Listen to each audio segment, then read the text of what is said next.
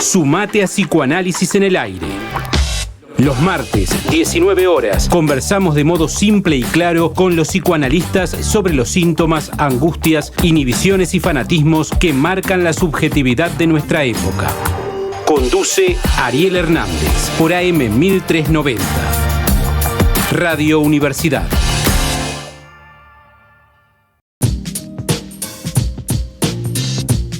Hola, ¿cómo están? Bienvenidos, bienvenidas a un nuevo programa de Psicoanálisis en el Aire. Mi nombre es Ariel Hernández. Hoy tenemos un programa especial, un programa que va a estar dedicado a abordar la problemática de la salud mental. Un tema que, bueno, tiene distintas aristas en la medida en que, bueno, hay que poder definir un poco de qué se trata esto que llamamos salud mental, que está atravesado por, bueno, lo que podríamos decir, una biopolítica, y que esto, bueno, de acuerdo a esas concepciones son las políticas de Estado que se llevan adelante, los planes y las estrategias a nivel de distintas problemáticas en las cuales atraviesa la situación de las personas. Entonces, un tema de lo más importante. Ahora, quiero agradecer a Adrián, a Alfredo, a Manuel y a Lourdes que hacen posible que me acompañen en el programa. Y si te parece, Alfredo, comenzamos a presentar a nuestro invitado.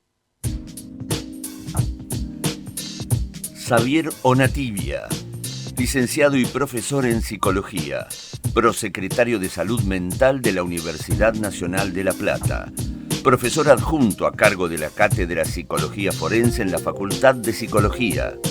Fue vicedecano y decano de esa facultad, finalizando el mandato en 2022. Investigador y extensionista.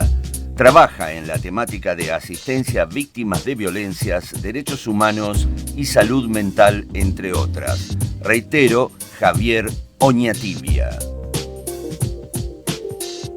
Bueno, ¿cómo estás, Xavier? Hola, Ariel. Muchas gracias por la invitación. Un placer estar aquí. Lo importante es poder empezar a trabajar con esta temática que es muy compleja, ¿no? Que tiene distintas aristas, y estamos en Radio Universidad, y la Universidad Nacional de La Plata cuenta con una prosecretaría de salud que me gustaría, si estás de acuerdo, comenzar a darla a conocer, de qué se trata, qué funciones tiene. Bueno, es un dispositivo de la Universidad Nacional de La Plata que se ha creado recientemente, bueno, ya lleva 3 años, a partir de 2022, con el objeto de impulsar en el plano de lo académico las temáticas vinculadas a salud mental, dando cuenta de esta manera de la relevancia que la temática va adquiriendo a nivel general y que, bueno, la universidad ha decidido impulsar, reforzar los desarrollos que ya vienen teniendo lugar en el ámbito universitario local. De esta manera se propicia el desarrollo de políticas en el plano de lo académico, incorporando los desarrollos de la Ley Nacional de Salud Mental, promoviendo la formación interdisciplinaria en salud mental, que son aspectos a reforzar, digamos, ¿no? Son aspectos que no abundan, podríamos decir, son áreas de vacancia en la formación profesional de las distintas disciplinas.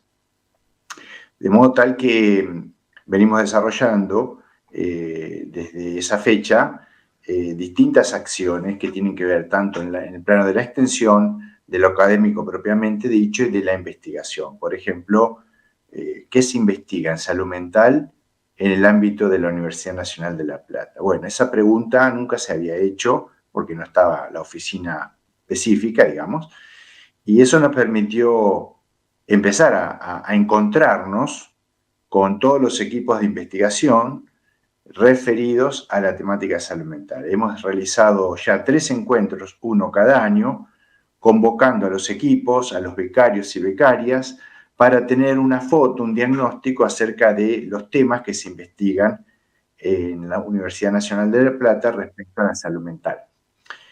Con ello, hemos podido detectar temas que no se están abordando y estamos en estos momentos desarrollando una propuesta de investigación, es una convocatoria a investigadores jóvenes para abordar esos temas que no se encuentran todavía en la agenda generalizada.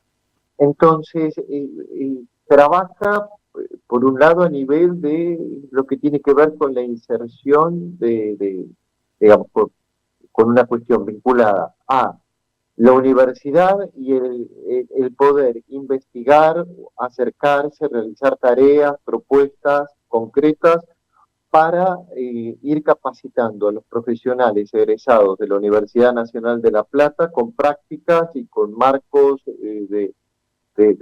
digamos, de prácticas que estén acordes a las normativas también vigentes, ¿cierto? Exactamente. Uno de los ejes centrales es este, ¿no? Fortalecer la incorporación de los lineamientos de la Ley Nacional de Salud Mental en la formación de los nuevos profesionales. La Ley Nacional de Salud Mental 26657 significa un cambio de paradigma en la forma de pensar y abordar el problema, las problemáticas de salud mental. Este cambio trascendental significa también una interpelación a las unidades académicas, es decir, a las formadoras de profesionales, toda vez que es necesario adecuar la formación de los profesionales al nuevo modelo, para no seguir formando profesionales en el esquema anterior. Digo nuevo entre comillas porque casualmente este año se cumplen los 15 años de la aprobación de la ley de salud mental. En este mes de octubre estamos celebrando justamente el mes de la salud mental en relación a justamente la impronta que significa esta transformación. No del todo dimensionada, porque pervive todavía la inercia del modelo anterior. El modelo que tiene su asiento, el modelo anterior, en un modelo manicomial, asilar, del encierro, frente a un modelo basado en un modelo de derechos humanos, un modelo de salud mental comunitaria, basado en la lógica de la atención primaria de la salud, de manera interdisciplinaria, intersaberes, como decimos nosotros. Entonces, Javier, vos nos mencionabas acerca de la importancia de la prosecretaría vinculado con expandirse, estar atento, acompañando la formación de los egresados de la UNLP con prácticas acordes, decías, a las normativas actuales vigentes, como es la Ley de Salud Mental, entre otras. Así es. Ese es uno de los propósitos fundamentales de la creación de esta Prosecretaría de Salud Mental, ya hace 3 años, van a ser 3 años, que tiene su horizonte en la incorporación de estas nuevas prácticas, de esta nueva lógica, una lógica no manicomial, una lógica que pone en el centro los derechos de las personas y el cuidado de su salud y de salud de su entorno, que se propone un abordaje de la problemática en comunidad, en la medida de lo posible, y en el caso que también corresponda, que sea el recurso de última ratio, digamos, la internación, incluso la internación involuntaria. Eso también está muy contemplado por la ley. Hay un capítulo entero, más de 17 artículos y otros que convergen, pero ese capítulo es específicamente dedicado a la internación de las personas. Y señalo esto porque a veces hay un error al considerar que la ley no impide la internación de las personas. Al contrario, está bien contemplado, solo que en los casos que un equipo interdisciplinario lo amerite.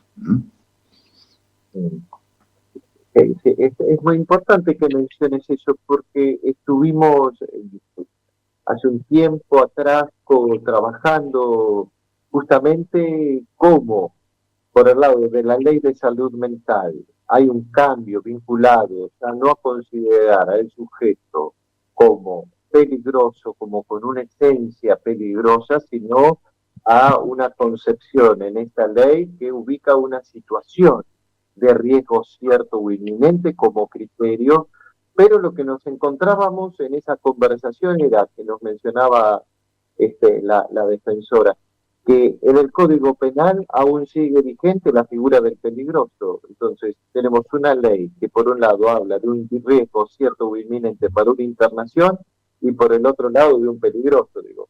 Como también desde fuera de lo penal estaría muy bien poder transmitir desde la Universidad Nacional de La Plata estas nuevas perspectivas, ¿no? Efectivamente, ese es un punto de obstáculo. La ley no pudo ingresar en ese punto todavía. Cuando se aprobó, esa cuestión quedó sin abordar por diferentes cuestiones, pero es un tema pendiente y es un tema que exige un análisis racional de la problemática, no un análisis desde el prejuicio o desde argumentos infundados como es la peligrosidad inherente del ser humano. Acá hay un prejuicio que es una suerte de mito, que es la del loco peligroso, ¿no? Donde se asocia una dificultad mental, un padecimiento psíquico con la peligrosidad. Quizá ocurrió un hecho, efectivamente, quienes están bajo esa consideración en el Código Penal, en el artículo 34 del Código Penal, justamente, quienes son considerados inimputables es porque han tenido un conflicto con la ley importante bajo su padecimiento mental. Entonces, la pregunta es si es un delincuente esa persona o es una persona que tiene un padecimiento mental. Si la respuesta es esta última, requiere un abordaje desde la salud mental, no desde una lógica punitiva represiva. Pero bueno, es un tema que todavía hay muchas resistencias desde el paradigma peligrosista, desde el paradigma positivista, que entiende que la peligrosidad del ser humano es innata, es biológica, entonces nunca se va, nunca se curaría porque es biológica. Eso está claramente superado desde los fundamentos científicos, pero todavía está presente en las prácticas. Y es un tema justamente que la ley viene a discutir y viene a proponer un modelo de prácticas diferente, un modelo inclusivo, un modelo humanizante, un modelo que reduce la vulnerabilidad de las personas con padecimiento mental. Es importante aclarar y hacer pasar que esta ley responde o surge también a prácticas que eran realmente aberrantes, que violentaban cualquier tipo de dignidad de las personas.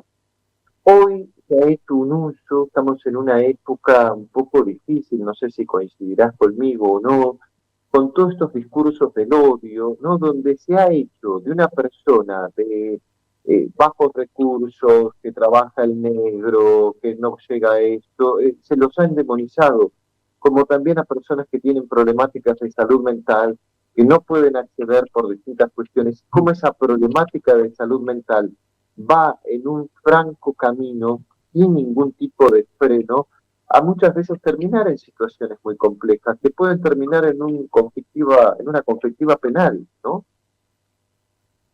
Claramente porque alguien que está mal, que tiene dificultades, requiere la solidaridad, requiere la red social, requiere el acompañamiento de otras personas. Pero en un modelo que se está proponiendo cada vez más deshumanizante, desubjetivante, de individualismo, donde el que es diferente justamente se plantea como peligroso, como desconfiable, prácticamente incluso como subhumano, empiezan una serie de adjetivos descalificativos hacia el otro solo porque es distinto. Es un contexto donde la diferencia se utiliza para inferiorizar al otro y no para enriquecernos o para acercarnos. Entonces aquel que tiene una dificultad, en este caso un padecimiento mental, claramente es el que más necesita apoyo, acompañamiento.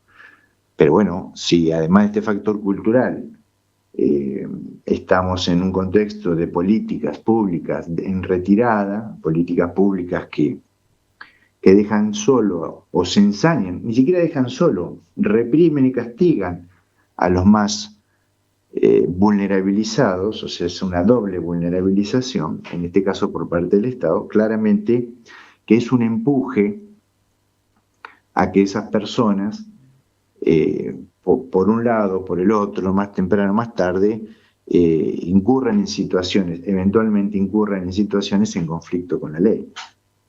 Luego, un tercer giro represivo, punitivo, a partir de que ahora además transgredió la normativa. Sí, toda una lógica segregativa, ¿no? Estigmatizante, segregativa.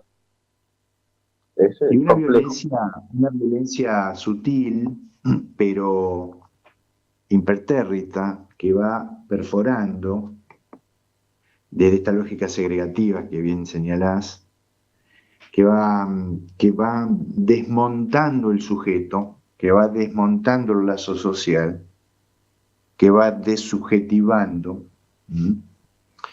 y que va cosificando el ser humano y empujándolo a ocupar un lugar de resto. Es una cuestión también de poder, de desapoderar al otro, que lleva a un desempoderar al otro. Es una lógica que le va quitando recursos. Y cuando me refiero a esto, ¿a qué me refiero? A derechos, ¿no? Para nosotros el acceso a derechos humaniza. El acceso a derechos reduce la vulnerabilidad. El acceso a derechos favorece la emergencia del sujeto. No es solo eso, pero favorece. Por el contrario, el no acceso a derechos deshumaniza, desubjetiviza, cosifica, y eso es violencia. Y la violencia muchas veces produce un efecto retaliativo, una violencia reactiva, que no es sin consecuencia, naturalmente. Voy a retomar un punto anterior que me gustaría volver a hacerlo pasar para la gente que está por ahí escuchando el programa, que lo pueda ver.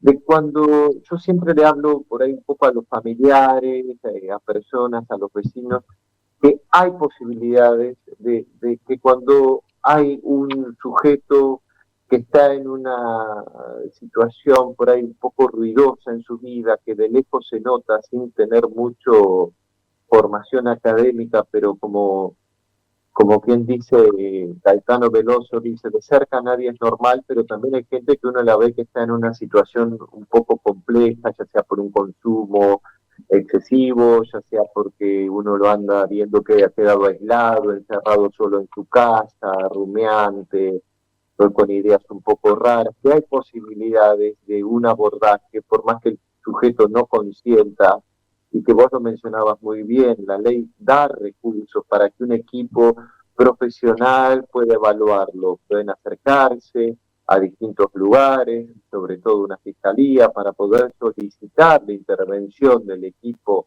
de evaluación, para a partir de ahí ver si es viable que ese sujeto pueda o entrar en un tratamiento ambulatorio o tener una internación. Quería retomar un poquito eso, Xavier, para dar una información clara a las personas, esa orientación, estén donde estén en la ciudad de La Plata, en Bahía Blanca, Tucumán, Tierra del Fuego, ¿no? Esto son posibilidades, ¿cierto?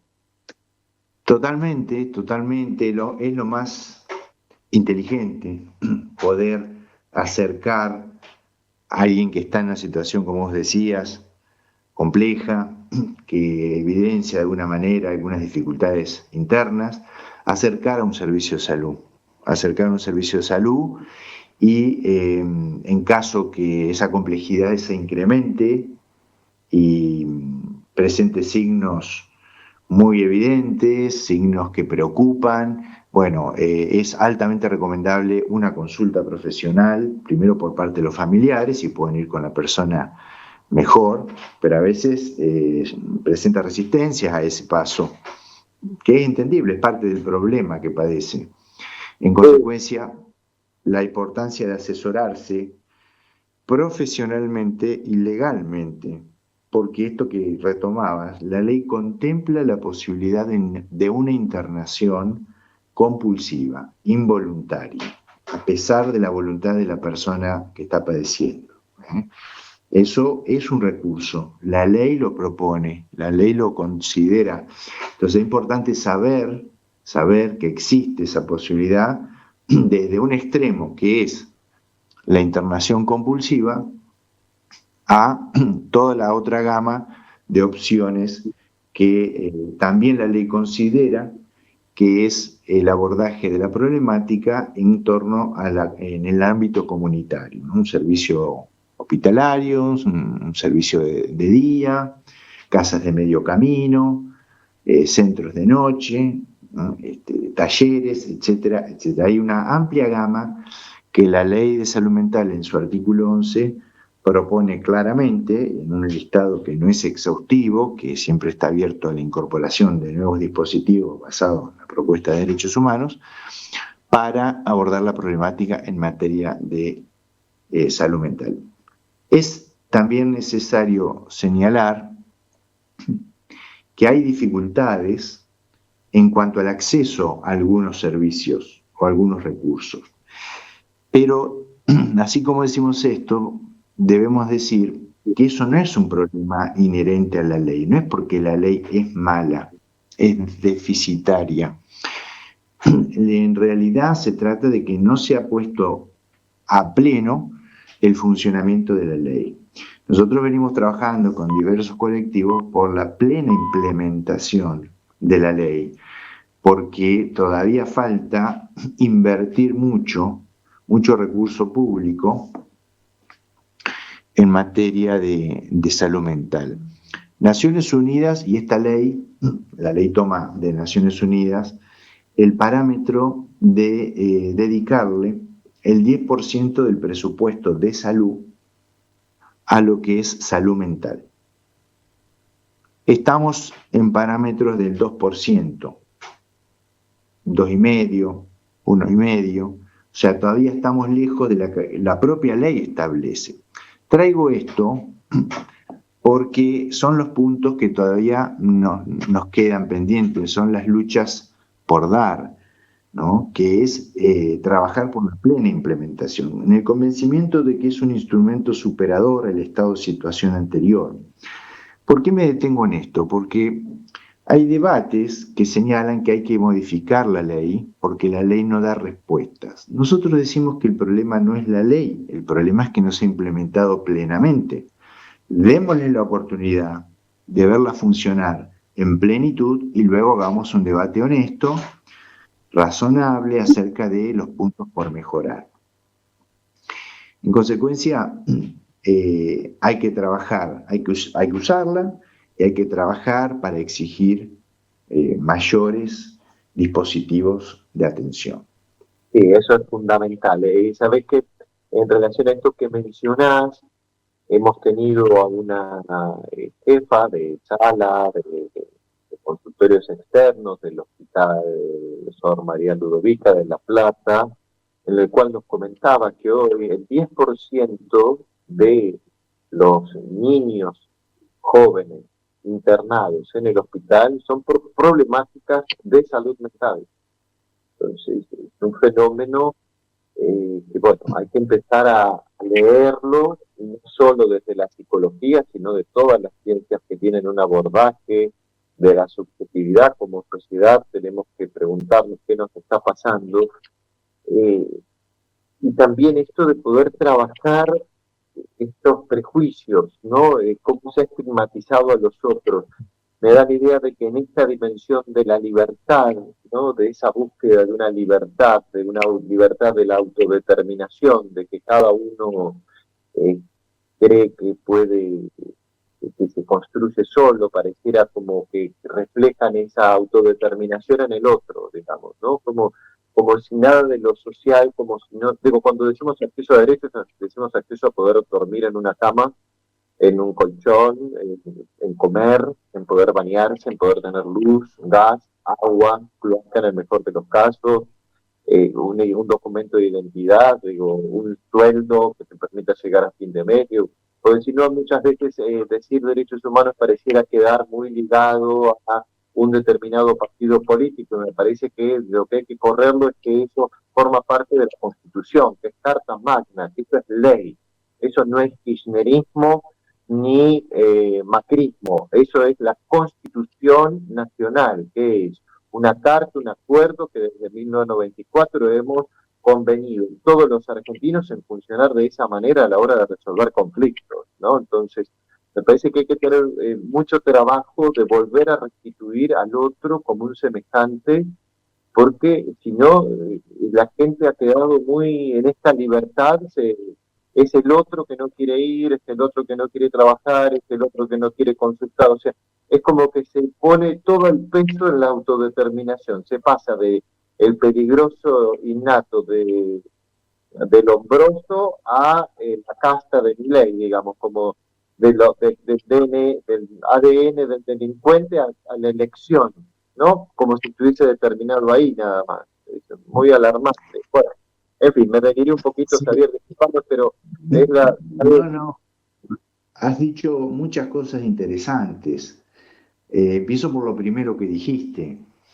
La cantidad de camas en el hospital que mencionaste, ocupadas por jóvenes y niños y niñas con problemáticas de salud mental. Allí dijiste por lo menos dos cosas. Por un lado, es una noticia que es un dato que habla de cómo se está implementando, de los avances en la implementación de la ley. ¿Por qué? Porque la ley plantea justamente que en caso de internación debe ser realizado en un hospital general, no en un manicomio. Eso es algo del paradigma anterior. Y ahí vemos entonces en este hospital cómo efectivamente se está implementando la ley, porque se utilizan camas generales, digamos, para atender esta problemática. Por otro lado, eso también refleja algo que dijiste, que es el estado de la salud mental de nuestra población. Cuando niños y jóvenes padecen de esta manera, que requieren internación. ¿Qué está pasando con nuestras crianzas, digamos, ¿no? Que están haciendo síntomas, digamos, que se están manifestando de esta manera. Esto habla del grado de descontención, el grado de violentamientos simbólicos, sutiles, pero no menos dañosos, que reciben. Y esto tiene que ver, sin lugar a dudas, con otro elemento que vos señalaste, que son los derechos humanos, el acceso a derechos. La politización, la partidización, mejor dicho, la partidización del tema de los derechos humanos es una operación política. Es una operación política para correrlo de la agenda, para dejar de que se exijan.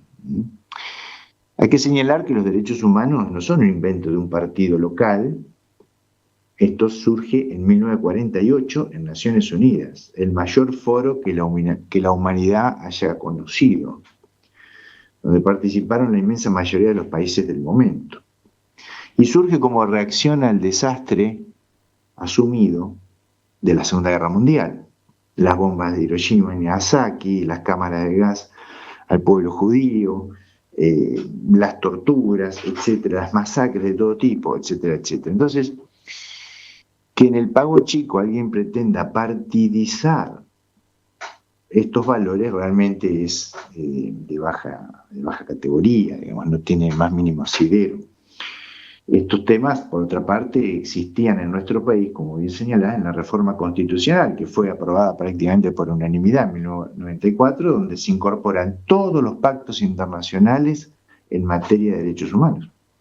Y la Carta Magna es la máxima ley que tiene un país. O sea que, además, esto es un valor país, podríamos decir, porque pocos países en el mundo tienen en su Carta Magna todos los tratados y pactos internacionales en materia de derechos humanos. Es muy fuerte eso. Gracias a eso se van desarrollando una serie de normativas que mejoran la calidad de vida de las personas, entre ellas la Ley Nacional de Salud Mental. En consecuencia, volvemos a la importancia de comer para la salud mental. a la importancia de tener ropa digna, de tener un techo, de tener un trabajo. Aquel que se queda sin trabajo en un contexto donde no hay trabajo, ¿con qué le va a dar de comer a sus hijos? Y eso, ¿cómo impacta en la salud mental suya y la de sus hijos? Adicionalmente, es terreno propicio para la emergencia de la frustración, de la decepción, de la tristeza, de las violencias, otro factor más. Entonces, ese deterioro colectivo es lo que importa.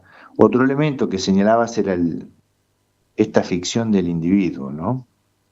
Un invento tardío en la modernidad, un invento tardío, dando lugar en algún caso, a creer que soy yo y mi circunstancia, ¿no? O solo yo, más que mi circunstancia, a pesar o aparte de mi circunstancia, ¿no? Esto de la fantasía de que uno puede hacer su camino independientemente del contexto que tiene.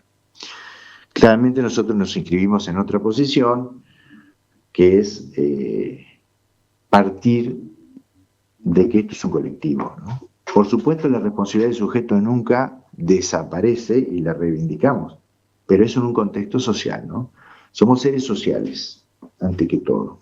Gracias a que hay un contexto social, sobrevivimos como bebés, ¿no? Como seres humanos nacientes. Si no hubiera un contexto social, esos bebés no sobreviven.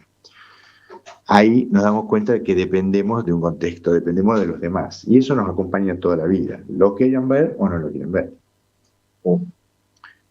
Sí, sobre todo poder ubicar que cada uno de nosotros nos vamos constituyendo tomando un poco del campo del otro, no solo de la familia, sino también de lo que pasa en una escuela, de lo que pasa en un trabajo, y lo que venimos viendo, no sé si coincidís, pero es una fuerte tendencia que cada vez que hay políticas neoliberales, salvajes, hay cada vez más ruptura de los vínculos sociocomunitarios, hay lógicas cada vez más centradas en satisfacciones más individuales, más de cada uno va a tener la salud que puede pagar, va a tener la educación que puede pagar, y me parece muy importante poder transmitir que hay algo de los tiempos que indefectiblemente van cambiando y que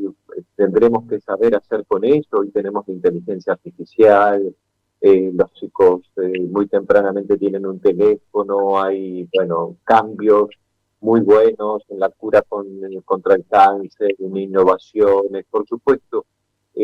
Nadie está en contra de lo que va sucediendo en el mundo. Ahora, como decía Freud en El porqué de la guerra, hay modos de poder darle un marco simbólico para que los pueblos puedan resolver los conflictos de un modo más pacífico, ¿no? Sí, estas corrientes individualizantes, individualistas, en ese plano lo digo, yo le digo, son como campañas de marketing, ¿no? Son campañas de instalación de una lógica que nunca es inocente, que nunca es ingenua, que siempre está atada a manejos de intereses económicos muy poderosos, muy grandes. Es decir, es el estado de cosas que los grandes intereses necesitan para obtener más ganancias. Esta cosa de ser tu propio dueño, ser tu propio jefe, esta cosa del emprendedorismo, que está bien en ciertos puntos, pero cuando eso se lleva a un punto como que es lo único y lo demás es negativizado, hay claramente un sesgo que, bueno, está condenado al fracaso, está claro, eso lo estamos viendo, ¿cierto? Entonces, yo digo, esto también va a pasar. Estas campañas de marketing masivo, donde se promueve el individuo, el individualismo, el aislamiento, y también va a pasar. En el sentido de que la fragmentación del vínculo que vos señalás es una consecuencia natural de hacer creer que el otro es tu competidor, que el otro te va a sacar las pocas migajas que podés conseguir, que el otro es el rival en vez de un colaborador. Es una guerra cultural, una batalla cultural, como se dice, ¿no? Efectivamente, es así. Pero ese estado de subjetividad es necesario para cierto estado de negocios, para cierto estado de organizaciones de un modelo de producción socioeconómico.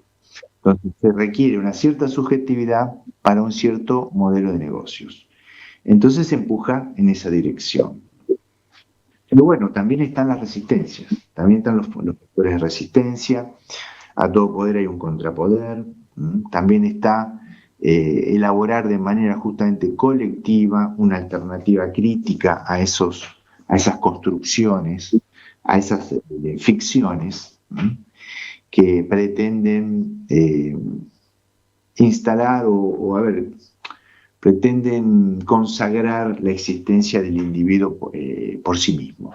Eso cae por su propio peso, pero bueno, cuando se está construyendo tiene un efecto, ¿no? Cuando está en la ola, digamos, en ascenso, tiene un efecto, y bueno, nos toca un momento de resistencia, nos toca un momento de darnos cuenta de que el de al lado es una ayuda posible, es una colaboración, es un socio más que un competidor. Y esto que vos decías, tomamos algo de todos los que nos rodean, tomamos algo de una película que vemos, tomamos algo de un recital de música al que asistimos, de una reunión de padres, de una reunión de amigos, siempre nos estamos nutriendo del otro. A veces eso queda opacado, pero en las crisis siempre está la cultura, siempre está los amigos, los afectos. Fíjate que hemos pasado por varias, lamentablemente, y siempre esos aspectos son los apuntalamientos, ¿no? Los apoyos en la crisis. Después está lo que vos decías, ¿no? Lo que, trayendo a Freud, cómo construir otros modos de resolución de conflictos, modos participativos, menos violentos, más humanizados. Bueno, en eso la academia tiene una responsabilidad, tiene un compromiso. ¿Qué profesionales producimos? ¿Qué les enseñamos? ¿Para quiénes van a trabajar? ¿Para qué van a trabajar? Bueno, eso como docentes en la universidad pública, sobre todo, construida y sostenida por el colectivo social, eso tiene que ser un factor preponderante en la formación. Es decir, es una cuestión de corresponsabilidad social que nos compete como docentes, como investigadores, como extensionistas de la universidad pública, y es una ética, una cuestión ética y una cuestión política. Sí, fundamental. ¿Qué tipo de profesionales va a producir la universidad? Me parece que es la clave, y también qué tipo de política pública se lleve adelante para ver qué tipo de construcción de subjetividad hay, porque la universidad también convengamos que accede a un determinado porcentaje cada vez más reducido de estos últimos 6 años a esta parte, 6, 7, por pandemia, hubo muchas dificultades, incluso eso cae la figura de las palabras, ¿no? Está la devastación de la palabra, hay esto que llaman la posverdad, esto que se llama la época de no creer en nada, que también ha sido como un fastidio, como un hartazgo, como los medios, el algoritmo ahí metido, sofocando, socavando de a poco, el basta con el padre, el basta con la ley,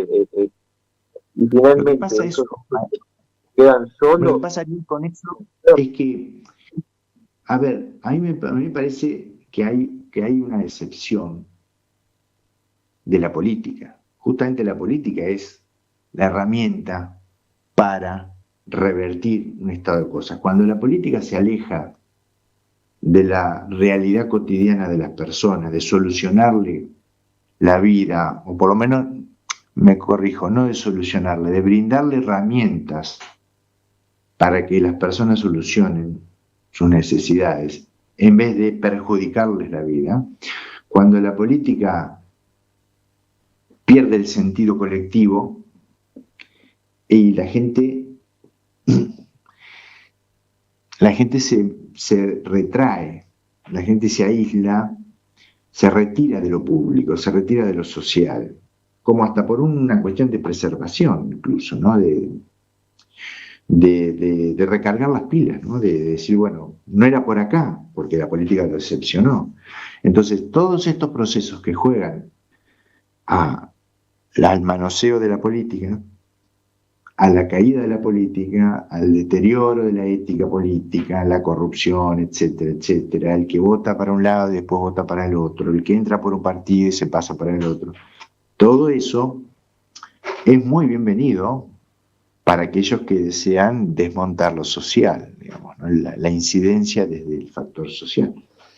¿Y quién es eso? Bueno, las fuentes los factores del modelo neoliberal, concretamente,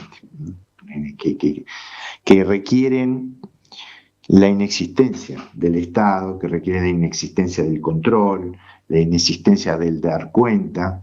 Por eso las democracias están en jaque. Ya no sirve la democracia para el modelo de producción neoliberal, tecnofeudal. Entonces, hay que de alguna manera debilitar todo el juego democrático político.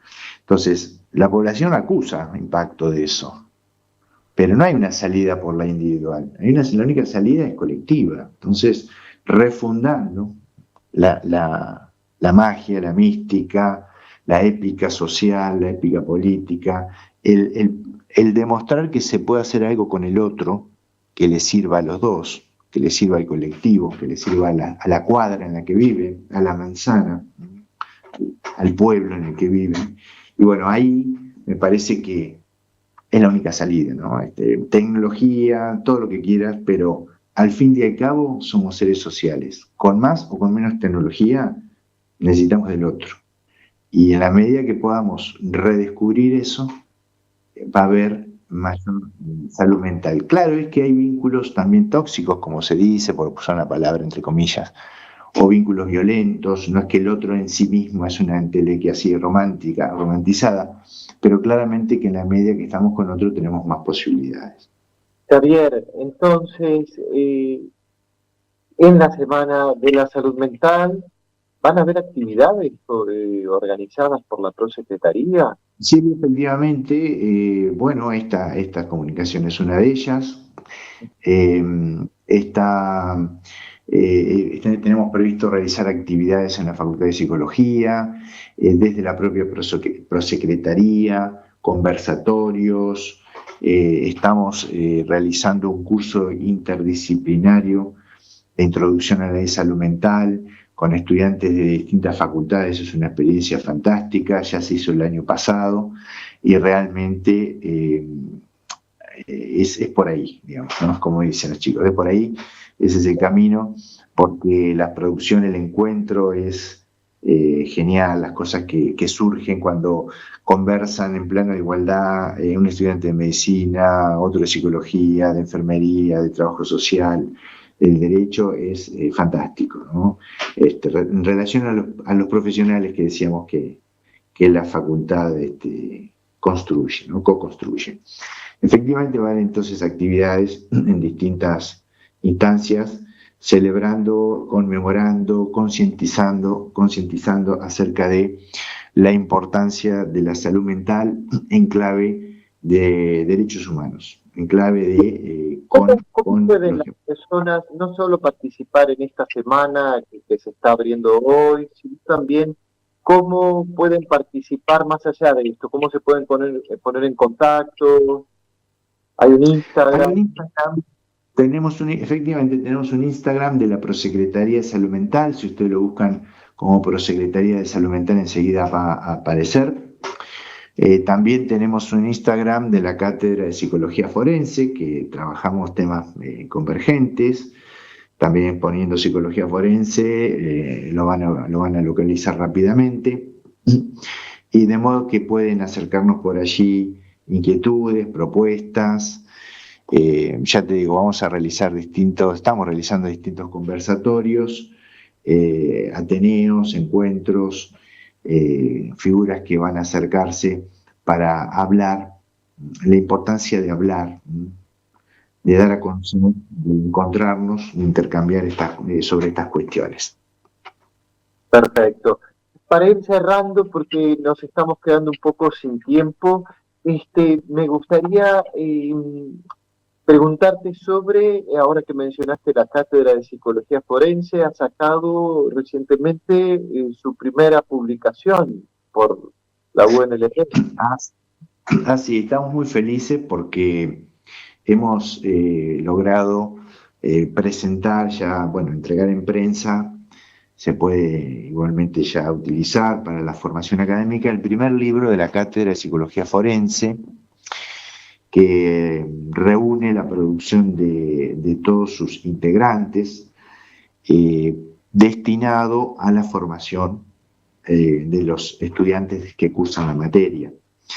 La verdad que el equipo de la cátedra es un equipo con gran experiencia, gente de muchos años de docencia, de investigación, de extensión y de trabajo profesional en distintas áreas de la psicología forense, con lo cual este libro es una oportunidad para poner al alcance de los futuros colegas las experiencias conceptualizadas en distintas temáticas.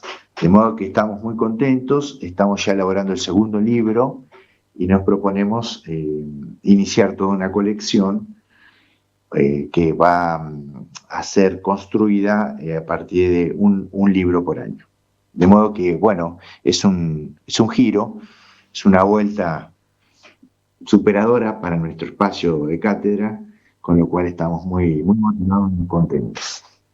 Bueno, también un poco como iniciaste, se inscribe dentro de la lógica de poder ir acompañando en la formación, brindando herramientas en una transmisión, ¿no? Una transferencia de trabajo de aquellos que vienen hace años trabajando en distintos dispositivos que abordan la subjetividad humana, que muchas veces para que alguien pueda hablar es necesario hablar en el sentido de hablar con eso, ¿no? De que el sujeto llegue a poder estar en condiciones de tomar la palabra. Muchas veces implica todo un trabajo previo interdisciplinario, vos lo mencionabas de intersaberes, para que el sujeto realmente pueda empezar a ver si puede inventarse un modo diferente de darle una solución a lo que le sucede, ¿no? Y que, como decía, con miras a un modo diferente de armar lazos, ¿no? Me parece muy importante. Javier, muchísimas gracias. Lamento mucho el inconveniente técnico que hemos tenido, pero la verdad que muy enriquecedor la información que nos has transmitido. Saludos a todos los colegas de la Prosecretaría de Salud, felicitaciones por su trabajo, como a los integrantes de la cátedra, ¿sí? Bueno, agradecido yo, Ariel, por esta invitación. La verdad que es muy importante para nosotros poder transmitir la existencia de estos espacios, acercarlos al público interesado y en nombre mío de la cátedra y de la Prosecretaría, nuevamente muchas gracias por la invitación y a disposición para cualquier consulta. Te despedimos, Javier, y a ustedes los invito a que nos continuemos viendo y escuchando el próximo martes en Psicoanálisis en el Aire. Que anden muy bien. Hasta la próxima. Psicoanálisis en el Aire, un lugar de conversación con psicoanalistas sobre los síntomas, angustias, inhibiciones y fanatismos que marcan la subjetividad de nuestra época. Por AM 1390, Radio Universidad.